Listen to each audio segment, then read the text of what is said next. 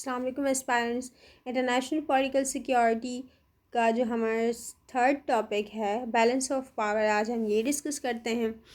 First इसकी definition पे आते हैं कि बैलेंस ऑफ पावर क्या होता है और वो हमारी इसका हिस्टोरिकल कॉन्टेक्स्ट क्या है। ठीक है, बैलेंस ऑफ पावर जो है, balance of power refers to the distributive of a military and economic capabilities among states preventing any one nations from dominating others।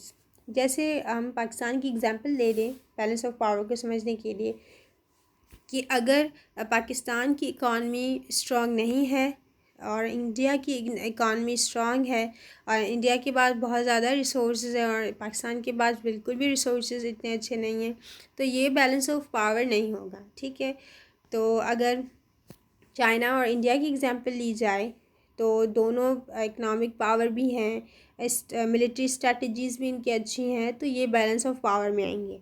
तो बैलेंस ऑफ पावर मतलब दोनों साइड से जो पावर हो वो बैलेंस हो, इसको हम ऐसे समझते हैं। फिर है हमारा मतलब बैलेंस ऑफ पावर जो होता है स्टेट्स के दरमियान होता है, जिसमें इकनॉमिक कैपेबिलिटीज़ और मिलिट्री कैपेबिलिटीज़ जो हैं इनकी बहुत मतलब बैलेंस हो। Preventing any one nation from dominating others मतलब दूसरे के मुकाबले में उसे डोमिनेट करे। फिर इसका हिस्टोरिकल कॉन्सेप्ट जो है वो balance of power has been a key factor, वो की फैक्टर है किस में, इंटरनेशनल रिलेशंस में थ्रू आउट हिस्ट्री। क्योंकि अगर पावर बैलेंस नहीं होगा तो ऑटोमेटिकली जो जो दूसरा स्टेट होगा वो नीचे हो जाएगा और फिर ना वॉर कोई कर पाएगा और ना ही कोई मतलब मुकाबला होगा ही नहीं बैलेंस ऑफ पावर के सिवाय। ठीक है, अब इसकी एग्जांपल्स कैसे हम लेते हैं। एग्जांपल इसकी ये है कि हिस्टोरिकल एग्जांपल है इसकी where the balance of power has influence global events. Global events जब बैलेंस ऑफ पावर बिगड़ता है फिर वॉर होती है, जिसमें हमारा फर्स्ट कॉन्सेप्ट जो है वो कोल्ड वॉर का आता है। फिर कॉन्कर्ड ऑफ यूरोप, यूरोप का जो कॉन्सर्ट ऑफ यूरोप, जो यूरोप का जो कॉन्सर्ट हुआ था वो भी बैलेंस ऑफ पावर की बिगड़ने की वजह से हुआ था। ठीक है, इसकी इम्पोर्टेंस क्या है, क्यों इसको मेंटेन करना लाजिम है, क्योंकि ये crucial for preventing conflicts and maintaining stability को मेंटेन करने के लिए बैलेंस ऑफ पावर लाजिम है। और रियलिज्म और ये थ्योरीज़ जो हैं वो कहती हैं कि बैलेंस ऑफ पावर जब भी बिगड़ता है तब वॉर होती है और पीस को मेंटेन करने के लिए बैलेंस ऑफ पावर बहुत लाजिम है। और जब भी पीस टूटेगा तो वॉर होगी और वॉर होगी बैलेंस ऑफ पावर ना होने की वजह से। आज इसमें हम सेकंड टॉपिक भी कर लेते हैं, फॉरेन पॉलिसी, जो बहुत ज़्यादा इम्पॉर्टेंट टॉपिक है इंटरनेशनल रिलेशंस में।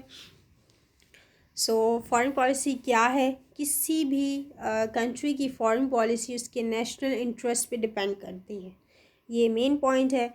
ठीक है, अब हम इसकी डेफिनेशन पे आ जाते हैं। फॉरेन पॉलिसी जो है वो refers to a government's strategy is dealing with other nations, दूसरे नेशंस से कैसे डील करना है, and its determinants are the factor influencing these strategies. इसके जो डिटर्मिनेंट्स हैं वो इन्फ्लुएंस करते हैं उसकी स्ट्रेटजीज़ पे। ठीक है, किसी भी कंट्री, कोई भी कंट्री किसी भी दूसरे स्टेट से डील करता है according to its foreign policy और according to its national interest. ठीक है, डिटर्मिनेंट्स देखते हैं इसके कैसे हैं, कौन से हैं। डिटर्मिनेंट्स जो है वो national security, economic interest, political ideology और पब्लिक ओपिनियन, इस पर डिपेंड करते हैं इसके डिटर्मिनेंट्स। ठीक है, केस स्टडी देख लेते हैं। Provide examples to of how different nations prioritise and shape their foreign policy based on specific determinants. मतलब हम इसको ऐसे डिफ्रेंशिएट कर सकते हैं कि जैसे दूसरे नेशंस जो हैं वो किस चीज़ को प्रायोरिटी देते हैं और शेप करते हैं अपनी फॉरेन पॉलिसीज़ को। जैसे मतलब जो चाइना की फॉरेन पॉलिसी होगी वो अलग होगी और पाकिस्तान की foreign policy according to its national interest होगी। इन फॉरेन पॉलिसीज़ आगे जो फर्दर टॉपिक्स आएंगे न्यूक्लियर, फिर हम उसमें फर्दर इन चीज़ों को एक्सप्लेन करेंगे। ठीक है, चैलेंजेस आ गए। Challenge in balancing various determinants and how they can lead to policy shifts.